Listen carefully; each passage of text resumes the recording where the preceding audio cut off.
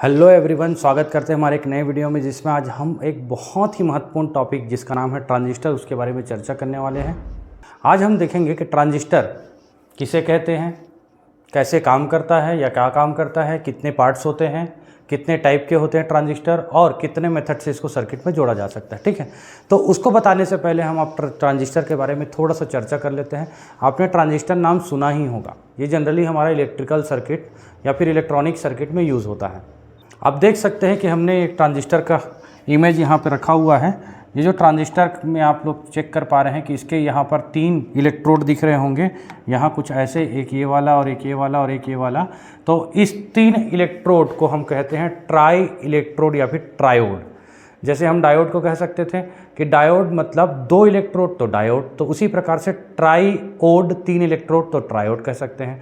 तो डायोड को जैसे हम लोग समझे थे कि घर के नल से कैसे काम करता है, उसी प्रकार से इसको भी समझ सकते हैं कि मान लीजिए कि हमारे घर में कोई ऐसा नल है जिसमें हम लोग ने एक ऐसा वाल्व लगाया है जो कि हमारे पानी के फ्लो को रेगुलेट कर सकता है। तो मान लीजिए इधर से हमारा पानी आ रहा है तो वो पानी इस रास्ते पे भी जा सकता है और वो पानी इस रास्ते पे भी जा सकता है, लेकिन किस रास्ते पे जाएगा वो डिपेंड करता है कि इस वाल्व के ऊपर, किसके ऊपर, वाल्व के ऊपर डिपेंड करता है। तो वाल्व हमारा रेगुलेट करने का काम करता है कि पानी किस रास्ते से जाना चाहिए। तो आप देख सकते हैं कि इसमें पानी आने और जाने के कितने रास्ते हो गए, 3 रास्ते हो गए। ठीक, तो ये भी हमारा ट्रायोड वाल्व की तरह काम कर रहा है, 3 रास्ते वाला वाल्व के जैसे काम कर रहा है। तो यहाँ भी हमारा इसको नाम को अगर हम लोग देखें ट्रांजिस्टर को, तो हमको ट्रांजिस्टर में मिलता है कि ये ट्रांजिस्टर। हम लोग अगर देखें, ट्रा का मतलब हो गया ट्राई और लास्ट में है सिस्टर, तो ये हो गया रजिस्टर का। और रजिस्टर के बारे में जानते हैं कि वो प्रतिरोध होता है जो धारक बहने को क्या करता है, प्रभावित करता है। तो यहाँ पर हम लोग के 3 इलेक्ट्रोड की व्यवस्था रहती है जिसमें हम रेगुलेट करते हैं कि कहाँ से धारा जाना चाहिए और कहाँ से धारा नहीं जाना चाहिए। तो इसे हम कहते हैं ट्रांजिस्टर। ठीक, आइए देखते हैं कि ये कैसे काम करता है। ठीक है, तो आप ये तो समझ गए होंगे कि ये वाल्व की तरह होता है जिसमें किधर से एक तरफ से धारा देंगे और दूसरी तरफ से और तीसरी तरफ से धारा मिल सकती है। अब ये वोल्टेज रेगुलेटर के हिसाब से रेगुलेट किया जा सकता है किधर हमको ज़्यादा धारा मिलनी चाहिए। ठीक है, तो हम लोग सबसे पहले चर्चा करते हैं कि ट्रांजिस्टर के बारे में तो देख लिए। अब हम उसके बारे में वर्क क्या काम करता है, क्या भाग होते हैं, क्या प्रकार होते हैं और साथ में किस तरीके से जोड़ सकते हैं, इसके बारे में चर्चा करते हैं। तो सबसे पहले देखते हैं कि वर्क क्या है। तो ट्रांजिस्टर जो है एक ट्रायोड वाल्व की तरह काम करते हैं, 3 रास्ते तक के जैसे काम करता है और ये बताते हैं कि किस रास्ते से धारा बहनी चाहिए और किस रास्ते से धारा नहीं बहनी चाहिए। ये रेगुलेट हम कर सकते हैं। तो ये ट्रायोड वाल्व की जैसे काम करता है। ट्रायोड वाल्व मतलब कहाँ से धारा बहनी चाहिए और कहाँ से धारा नहीं बहनी चाहिए, इसे हम रेगुलेट कर सकते हैं डोपिंग की सहायता से। ठीक है, हम इसके भाग के बारे में देखते हैं। तो इसके 3 प्रमुख भाग होते हैं जिसे हम कहते हैं उत्सर्जक, आधार और संग्राहक, एमीटर, बेस और कलेक्टर। ठीक है, तो इसका नाम के हिसाब से ही इसका काम है। जैसे उत्सर्जक है, ये चार्ज का एमिशन करता है या उत्सर्जन करता है, आवेश का जो धारा प्रवाहित करने का जिम्मेदार है। आधार इन दोनों के बीच में जुड़ा रहता है, इसलिए ये आधार कहलाता है। और संग्राहक जो होता है वो हमारे चार्ज को ग्रहण करने का काम करता है, इसलिए हमारा ये संग्राहक कहलाता है। कलेक्टर कहलाता है, ये हमारा इमिट करता है, तो ये हमारा इमिटर कहलाता है। ठीक, इसी प्रकार से हमारा जो 2 टाइप का जो सेमीकंडक्टर होता है वो कैसे बनता है। तो हम लोग क्या करते हैं यहाँ पे कि 2 सेम सेमीकंडक्टर को, जैसे N और N को के बीच में एक डिफरेंट टाइप का सेमीकंडक्टर रख देते हैं अगर, तो ये हमारा बनता है NPN ट्रांजिस्टर। ठीक है, इसी प्रकार से 2 सेम टाइप के, जैसे कि P और P के बीच में हम क्या रख देते हैं, N रख देते हैं, तो ये हमारा बनता है PNP ट्रांजिस्टर। ठीक, तो इस प्रकार से इसका टाइप होता है। तो यही हम परिभाषा भी दे सकते हैं कि 2 समान प्रकार के अर्धचालकों के बीच में एक विपरीत प्रकार का अर्धचालक रख दिया जाता है, तो ऐसे बनने वाले युक्ति को ही हम क्या कहते हैं, ट्रांजिस्टर कहते हैं। ठीक है, तो इसमें से 3 इलेक्ट्रोड निकलते हैं, एक इलेक्ट्रोड यहाँ से, एक इलेक्ट्रोड यहाँ से और एक इलेक्ट्रोड यहाँ से। वैसे इसमें भी यहाँ और यहाँ से यही 3 इलेक्ट्रोड जो होते हैं हमारे उत्सर्जक, आधार और संग्राहक कहलाते हैं। एमीटर, बेस और कलेक्टर कहलाते हैं। ठीक है, तो इसको सर्किट में जोड़ने के तरीके जो हैं वो भी 3 हैं हमारे पास, जो हम लोग कहते हैं CB, CE और CC, जिसका नाम है कॉमन बेस, कॉमन एमीटर और कॉमन कलेक्टर, जिसे हम कहते हैं उभयनिष्ठ आधार, उभयनिष्ठ उत्सर्जक और उभयनिष्ठ संग्राहक। ठीक है, तो देखिए ऐसे बोलने से तो ये समझ में नहीं आएंगे, जब इनका सर्किट डायग्राम बनाएंगे तो ही समझ पाएंगे कि ये हमारा ऐसा क्यों नाम दिया गया है। ठीक है, तो हमारे जो सिलेबस है उसके आधार पर ये जो हमारा उभयनिष्ठ आधार है ये आउट ऑफ सिलेबस है, उभयनिष्ठ संग्राहक है, ये भी आउट ऑफ सिलेबस है। तो हम उभयनिष्ठ उत्सर्जक की चर्चा करने वाले हैं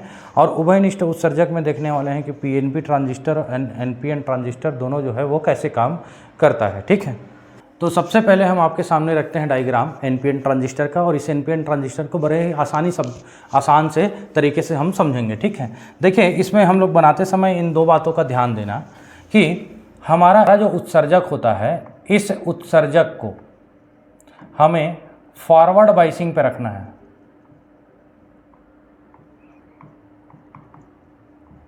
कहाँ क्या रखना है? फॉरवर्ड बाइसिंग पे रखना है, अर्थात हम इसे अग्र अभिनत पर रखना है। अग्र अभिनत पर रखना है किसको? उत्सर्जक को, अर्थात एमीटर को। ठीक, ये पहली बात हो गई। और दूसरी बात को ध्यान देंगे, हमारा जो आधार होगा अर्थात क्या होगा? बेस, उसकी डोपिंग, बेस की डोपिंग एकदम कम मात्रा में की जाएगी। बेस की डोपिंग जो है वो कितना मात्रा में की जाएगी? एकदम कम मात्रा में की जाएगी, बहुत ही कम की जाएगी। ठीक, इन दो बातों का ध्यान रखेंगे ताकि ये हमको आसानी से समझ में आ जाए। ठीक है, चलिए देखते हैं कि सबसे पहले जो हमारा एनपीएन ट्रांजिस्टर है उसमें ये रहा हमारा संग्राहक, ये हमारा हो गया आधार और ये हमारा बन गया उत्सर्जक। तो ये हमारे जो यहाँ से निकल रही है हमारे 3 इलेक्ट्रोड बनते हैं, ये वाला और ये वाला। ठीक है, तो इन 2 इलेक्ट्रोडों, 3 में से किसी 2 इलेक्ट्रोड को मिला करके हम एक लूप बनाते हैं। जैसे ये एक लूप बना हुआ है यहाँ पे ऐसा, और एक लूप यहाँ बना हुआ है ऐसा और ऐसा। ठीक है, तो इन दोनों लूपों में हम ये चेक करते हैं कि इस लूप में हमारा आधार है, बेस है, और इसमें कौन और क्या चीज़ है? उत्सर्जक है। ठीक है, बेस है और क्या है? एमीटर है, और इसमें क्या है? हमारा संग्राहक और साथ में उत्सर्जक, कलेक्टर और एमीटर। तो हम ये पाते हैं कि हमारा जो एमीटर है, ये एमीटर ये लेफ्ट वाले लूप में भी है और राइट वाले लूप में भी है। तो दोनों लूप में होने के कारण हम इसे कहते हैं कॉमन है। अब इसे ही हम कहते हैं कॉमन है कौन? तो एमीटर। उभयनिष्ठ है कौन? तो उत्सर्जक। तो इसे ही हम जोड़ने के तरीके का कहते हैं उभयनिष्ठ उत्सर्जक विधा या विधि। ठीक, तो ये हो गया पहला चीज़। तो अब देखो कि उस पॉइंट को याद रखना कि हमारा जो उत्सर्जक है वो हमेशा कौन से बाइसिंग पे रहेगा? फॉरवर्ड बाइसिंग पे। तो फॉरवर्ड बाइसिंग यानी अग्रभिनत, जिसको हम लोग, अगर आप लोग अग्रभिनत और पश्चिमभिनत को हम पिछले वीडियो में देख चुके हैं, अगर आपने नहीं देखा है तो आप हमारे चैनल पर जाके देख सकते हैं। तो अग्रभिनत में जोड़ने का मतलब ये है कि पी को पी से मिलाना है और एन को एन से मिलाना है। अर्थात पी टाइप का जो सेमीकंडक्टर है हमारा वो पॉजिटिव टर्मिनल से जुड़ा होना चाहिए और एन टाइप का जो है वो निगेटिव से। इस लूप में, जिसे हम इनपुट लूप भी कह सकते हैं, तो इस लूप में जब बैटरी को अपन जोड़ते हैं तो हमको पता है कि ये जो आधार है, चूँकि एनपीएन ट्रांजिस्टर है तो हमने क्या किया? 2 एन के बीच में एक पी रखा है, तो हमारा उत्सर्जक और संग्राहक दोनों एन टाइप से बन जाता है, और जो बीच में आधार है तो वो किससे बनता है? पी टाइप से।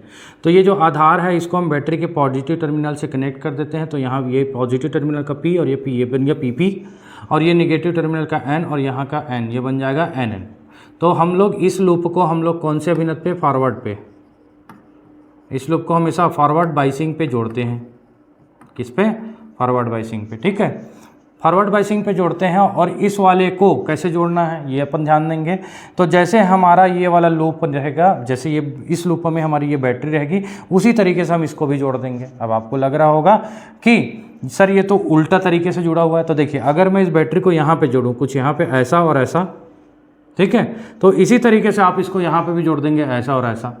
ये हो गया जोड़ने का एकदम सिंपल तरीका। तो अगर हमारा ये वाला पॉइंट पॉजिटिव टर्मिनल से जुड़ा हुआ है इधर, तो ये वाला पॉइंट भी किधर से जुड़ा होना चाहिए? पॉजिटिव टर्मिनल से जुड़ा होना चाहिए। तो हमने कुछ इस तरीके से इसको जोड़ के दर्शाया है, कुछ ऐसा पॉजिटिव टर्मिनल। ठीक, तो अब ये पॉजिटिव टर्मिनल से जोड़ने से हम ये नहीं कह सकते कि इसमें कौन सा अग्र है और कौन सा पश्च है। तो अगर ये पी रहता या ये पी रहता तो हम कह सकते हैं अग्र या पश्च है, तो हम ये नहीं कह सकते इसमें कौन सा अग्र है और कौन सा पश्च है। ठीक है, तो अब देखिए इसमें ये फॉरवर्ड बाइसिंग होने के कारण हमको पता है कि इसमें करंट फ्लो होगा। आइए देखते हैं कैसे फ्लो होगा। तो हम जानते हैं कि यहाँ पर का जो बैटरी का पॉजिटिव टर्मिनल, ये पॉजिटिव टर्मिनल यहाँ पर के ये जो बेस है उसको वो क्या करेगा? पुश करेगा, उसको पोटेंशियल लगाएगा। तो पोटेंशियल कैसे लगेगा? तो वो पुश कैसे करेगा? आपको पता है कि ये जो पी टाइप सेमीकंडक्टर होता है, पी टाइप में जो पाए जाते हैं वो तो कहलाते हैं होल्स, और होल्स का नेचर कैसा रहता है? पॉजिटिव। और एन टाइप में जो पाए जाते हैं वो क्या रहता है? इलेक्ट्रॉन, और इनका रहता है नेचर निगेटिव। तो हमारा ये पॉजिटिव नेचर इसका, और यहाँ पर आधार का भी कौन सा नेचर? Positive nature. तो ये यहाँ पे क्या करेंगे? पुश करेंगे इसको, ठीक है। और साथ में ये निगेटिव टर्मिनल भी क्या करेगा, इसको पुश करेगा। निगेटिव टर्मिनल, यहाँ पर इलेक्ट्रॉन पाए जाएंगे, यहाँ पे भी इलेक्ट्रॉन पाए जाएंगे, दोनों एक दूसरे को क्या करेंगे, पुश करेंगे। आप ये भी देख सकते हैं कि यहाँ से भी एक पुश पड़ेगा, दोनों मिलकर इसको पुश करेंगे। तो हमारे जितने भी प्रकार के क्या रहेंगे, इलेक्ट्रॉन रहेंगे। कौन रहेंगे, इलेक्ट्रॉन, जो किस में मौजूद है, एन टाइप सेमीकंडक्टर में, अर्थात उत्सर्जक में। तो यहाँ पर से पुश होकर आगे बढ़ने का ट्राई करेंगे। इधर तो नहीं आ सकते, इधर तो धक्का मिल रहा है, तो इधर आने का ट्राई करेंगे। तो इधर किससे मिलेंगे, आके आधार से। और आधार में हमारा क्या है, होल है। आधार में हमारा क्या है, होल। तो ये तो पॉजिटिव हो गया, ये निगेटिव है। अरे दोनों को बढ़िया जोड़ी जम गया, और जोड़ी जैसे ही जमा तो ये बोलते हैं आइए दोनों कंबाइन हो जाते हैं। तो इलेक्ट्रॉन जो है वो होल्स के साथ जाके क्या करते हैं, कम्बिनेशन करना चालू करते हैं। और यहीं पर हमारा दूसरा पॉइंट याद आता है कि हमें आधार को कैसा करना है, कम डोपिंग करना है, सबसे कम। तो अगर डोपिंग की वैल्यू बहुत ही कम रहे तो यहाँ पर होल्स की संख्या भी क्या रहेगी, कम रहेगी। तो आप देख सकते हैं कि जितने भी नंबर ऑफ इलेक्ट्रॉन इस पे जाके टकराएंगे वो होल्स के साथ कंबाइन करेंगे, लेकिन होल्स है ही कम, तो कितना कंबाइन कर पाएंगे। तो यहाँ पर होता क्या चीज़ है कि 100% अगर इलेक्ट्रॉन जा रहे हैं तो उसमें केवल और केवल 5% जो है इलेक्ट्रॉन जो है वो होल के साथ क्या करते हैं, कंबाइन करते हैं। और बचे तुम्हारे कितने, 95%, 90 से लेके 95% तक के जो इलेक्ट्रॉन हैं वो रास्ता देखते हैं कि आगे क्या किया जाए। अब आगे क्या किया जाए उसके लिए यहाँ पर क्या मिलता है, इन लोग को रास्ता मिलता है। तो रास्ता दो ठो मिलता है। एक रास्ता किधर चलें, तो एक रास्ता चलें आधार की ओर, और एक रास्ता किधर चले, तो एक रास्ता मिले संग्राहक की ओर। ठीक है। तो अब जाए तो जाए कहाँ, जाए तो जाए कहाँ। तो अब ये चेक करते हैं कि जो हमारा संग्राहक है, ये संग्राहक में भी कौन फंसा हुआ है, इलेक्ट्रॉन। तो यहाँ पर का जो इलेक्ट्रॉन है ये बैटरी के पॉजिटिव टर्मिनल से जुड़ा हुआ है। तो बैटरी के पॉजिटिव टर्मिनल से अट्रैक्ट होकर के इधर की ओर चलने लगता है इलेक्ट्रॉन। इलेक्ट्रॉन किधर चलने लगता है, इस साइड चलने लगता है। ठीक। तो इसी को फॉलो करते हुए यहाँ पर के जो बचे खाचे हुए इलेक्ट्रॉन हैं कुछ तो इधर आ जाते हैं, पॉजिटिव से अट्रैक्ट होकर कुछ इधर आ जाते हैं, और यहाँ पर भीड़ को फॉलो करते हुए ये बैटरी के पॉजिटिव टर्मिनल तक आ जाते हैं। फिर से देखेंगे कि यहाँ से पुश होता है इलेक्ट्रॉन, यहाँ से पुश होता है इलेक्ट्रॉन एन टाइप का। तो यहाँ का इलेक्ट्रॉन किस में जाता है, बेस में। बेस में क्या रहता है, होल रहता है। होल में कितना परसेंट, केवल 5% कंबाइन करता है। बाकी रास्ता देखते हैं कि जाए कहाँ। तो 95% जो बचे होते हैं वो इधर बेस की तरफ भी जा सकते हैं और संग्राहक की तरफ। तो कुछ जो रहते हैं वो आधार की तरफ चले जाते हैं बैटरी से अट्रैक्ट होकर के, और यहाँ पर भी जो संग्राहक से अट्रैक्ट, संग्राहक में जो होते हैं वो तो आएंगे ही आएंगे, और जो इधर से बचे हुए वो भी कुछ मात्रा में संग्राहक की ओर आ जाते हैं। तो इस तरीके से संग्राहक में भी इलेक्ट्रॉन फ्लो होने लगता है, संग्राहक वाले लूप में, और इस आधार वाले लूप में भी इलेक्ट्रॉन फ्लो होने लगता है, जिससे हम कह सकते हैं कि इलेक्ट्रॉन बह रहा है, मतलब धारा बह रही है। तो हम लोग को पता है कि जो धारा होती है वो कैसे देते हैं डायरेक्शन। तो धारा का डायरेक्शन इलेक्ट्रॉन के बहने के अपोजिट डायरेक्शन में देते हैं। तो जहाँ जहाँ इलेक्ट्रॉन बह रहा है उसको आप लोग क्या कर लीजिए, ऑब्जर्व कर लीजिए, और उसके अपोजिट डायरेक्शन में क्या कर दीजिए, धारा का डायरेक्शन दे दीजिए। ठीक। तो अगर हम लोग देखें तो यहाँ पर से इलेक्ट्रॉन ऊपर की ओर गया है, इलेक्ट्रॉन ऊपर की ओर गया है, तो इलेक्ट्रॉन ऊपर की ओर गया, और उसके बाद इलेक्ट्रॉन लेफ्ट गया और इलेक्ट्रॉन राइट भी गया है। तो उसके अपोजिट डायरेक्शन में हम करंट का डायरेक्शन दे देते हैं। अर्थात एक ऊपर गया है इलेक्ट्रॉन तो करंट किधर आएगा, नीचे की ओर।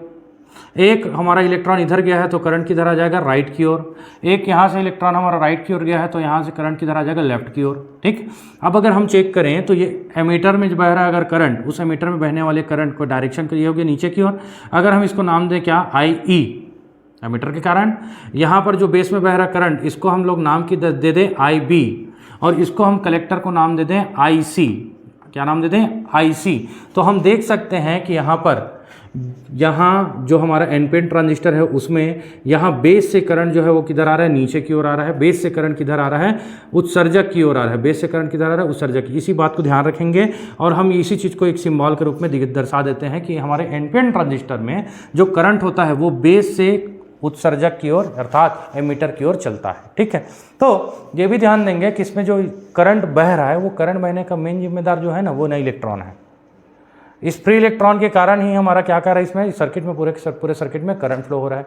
ठीक। तो यहाँ पर अगर हम लोग नाम दे दें इसको IB, इसको IE और इसको IC, तो इस पर्टिकुलर जंक्शन पे, आधार जंक्शन पे हमारा जो आने वाला करंट है और जाने वाला करंट, उसके लिए हम समीकरण लगाएं तो हमको क्या मिलता है कि आने वाली धारा जो है जंक्शन पे वो कौन सी है, देख लीजिए, IB आ रही है और IC आ रही है, और कौन जा रही है, IE। तो आने वाली धारा बराबर जाने वाला धारा, दैट इज KCL लॉ या फिर किरचॉफ का प्रथम नियम। तो इस हिसाब से आने वाली धारा हमारी है IB और एक करंट कौन सा है आईसी, और जाने वाली धारा कौन सा है आई। तो इस हिसाब से हमारा ये किरचॉफ के फर्स्ट लॉ से हम लोग अप्लाई कर सकते हैं जंक्शन पे करंट को फाइंड आउट करने के लिए, कौन सा करंट कितना है इसकी वैल्यू को फाइंड आउट करने के लिए, ठीक है। तो इस तरीके से हमारा ये एनपीएन ट्रांजिस्टर क्या करता है, वर्क करता है, ठीक है। इसमें आप दो बातों को याद रखेंगे, एक उत्सर्जक को हमको फॉरवर्ड बायसिंग पे रखना है, और दूसरा बेस की जो डोपिंग है वो बहुत ही क्या करनी है, कम करनी है। ठीक इसी प्रकार से हम पीएनपी ट्रांजिस्टर को भी बड़े आसानी से देख लेते हैं। तो देखिए यहाँ पर पीएनपी ट्रांजिस्टर, तो यहाँ हमको मिलेंगे होल, यहाँ भी हमको क्या मिलेंगे, होल, और यहाँ क्या मिलेगा हमको, इलेक्ट्रॉन, ये जान देंगे, ठीक।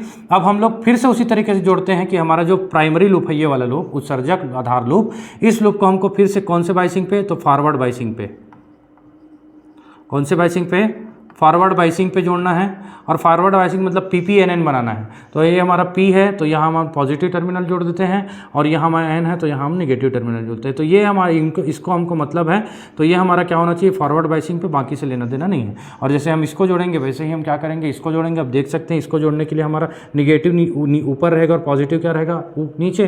तो इसी तरीके से इसको भी जोड़ देते हैं, तो निगेटिव ऊपर और पॉजिटिव क्या हो जाएगा, नीचे। तो देख लीजिए ये वाला जोड़ने का तरीका इसके जोड़ने के तरीके से मैच खाता है, तो ये हम लोग ऐसा जोड़ के दिखा सकते हैं भाई, ठीक है। तो यहाँ पर हमारा जोड़ने का ये तरीका हो जाएगा कि ये हमारा क्या रहेगा, फॉरवर्ड बायसिंग पे। और दूसरा पॉइंट तो याद ही रखेंगे, जो कि क्या है कि बेस की डोपिंग क्या करनी है, अपने को कम करनी है, ठीक है। तो हम लोग यहाँ पे क्या करते हैं फिर से कि दो पी टाइप का जो सेमीकंडक्टर होता है उसके बीच में एक एन टाइप का सेमीकंडक्टर जोड़ के रख दिया, तो ये हमारा बन जाता है PNP ट्रांजिस्टर। अब उसमें भी तीन भाग होते हैं, तीन इलेक्ट्रोड होते हैं, जिसमें एक हमारा उत्सर्जक, एक आधार, और दूसरा क्या होता है, संग्राहक होता है, ठीक है। तो इस तरीके से तीनों को हमने जोड़ दिया, कौन से तरीके में, फिर कॉमन एमीटर में। और कॉमन एमीटर फिर कैसे पहचानेंगे, तो हमारे पास दो लूप है, एक लेफ्ट और एक राइट, और दोनों लूप में हमारा जो इलेक्ट्रोड मिल रहा है वो कौन सा है, उत्सर्जक। तो दोनों लूप में होने के कारण इसे हम कॉमन एमीटर या उभयनिष्ठ उत्सर्जक विधा या उभयनिष्ठ उत्सर्जक विधि कहते हैं, ठीक। हम देखते हैं फिर से इसमें करंट कैसे फ्लो होता है, ठीक है।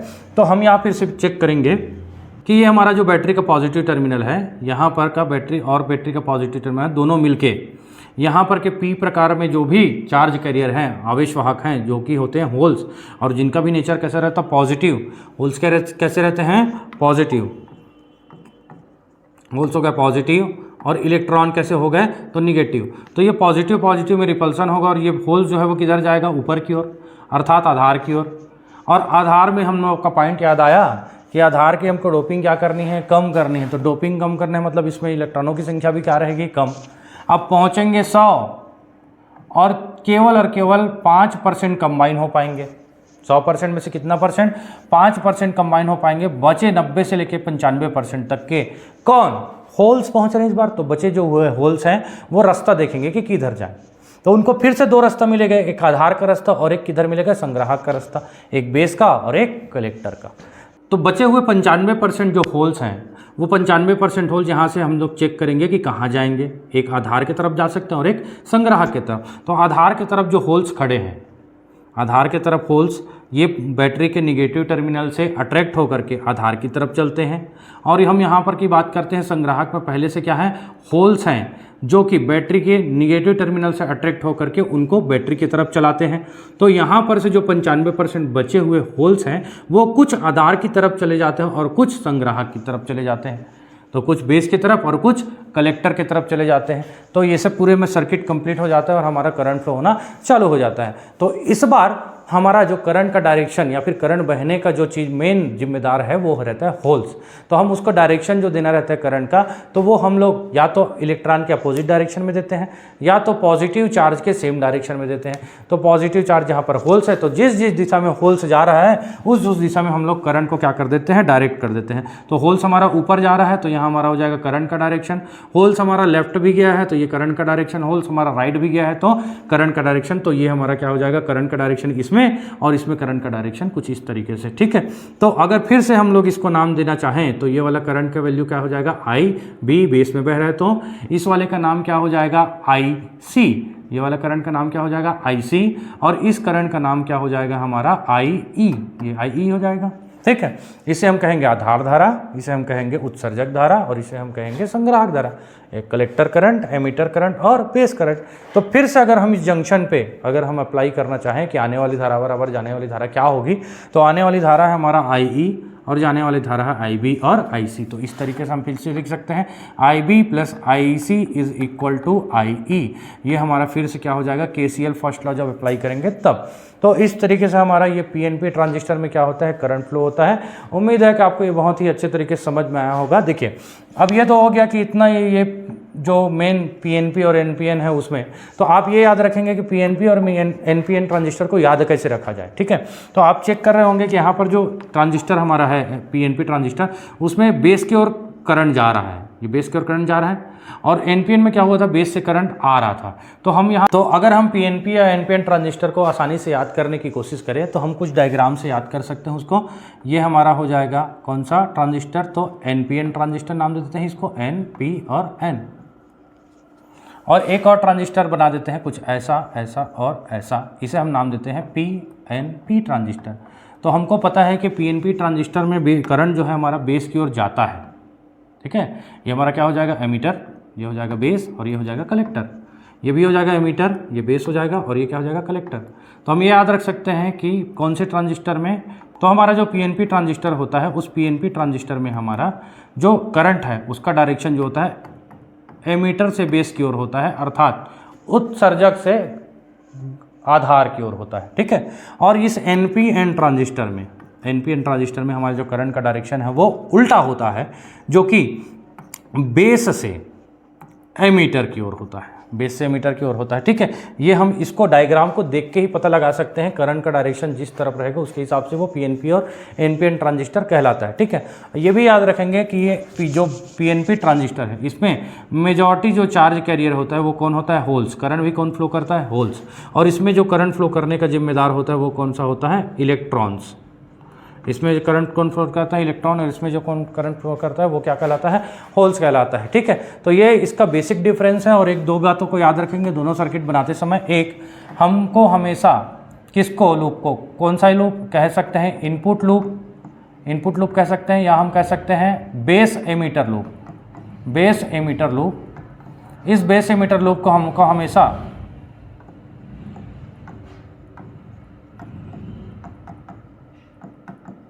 इस बेस एमीटर लूप को हम हमेशा फॉरवर्ड बाइसिंग पे रखना है। ठीक, और दूसरी बात ये याद रखना है कि हमको जो बेस होता है उस पे डोपिंग जो की वैल्यू होती है, डोपिंग की जो क्वांटिटी होती है वो बहुत ही क्या रखनी है, कम करनी है। ठीक है, ताकि ही तो 5% कंप्लीट कर पाएगा, तो बाकी जो चार्ज बचे रहेंगे वो फ्लो करने चालू कर देंगे। ठीक है, दूसरे डायरेक्शन में। तो इन बहुत ही छोटी छोटी चीज़ों का ध्यान रखेंगे तो आप ट्रांजिस्टर को बड़ी आसानी से समझ सकते हैं। उम्मीद है कि आपको ये बड़ी आसानी से समझ में आया होगा। अगर आपको समझ में नहीं आता है या आप चाहते हैं कि हम और किसी टॉपिक के ऊपर ये वीडियो लेके आएँ जो कि हमारा बहुत ही इंपॉर्टेंट हो छत्तीसगढ़ बोर्ड के लिए, तो बिल्कुल हमें कमेंट सेक्शन पर कमेंट करें। और हमारे अगले वीडियो जिसमें हम चर्चा करने वाले हैं कि रेक्टिफायर क्या होता है, और साथ में ये जो ट्रांजिस्टर है वो हमारा कैसे वर्क करता है, और हम इसको सर्किट में एम्पलीफायर के रूप में कैसे वर्क करवाते हैं। तो इसके लिए हमारे चैनल को सब्सक्राइब करें और नेक्स्ट वीडियो के लिए हमारा इंतजार करें। तब तक के लिए धन्यवाद।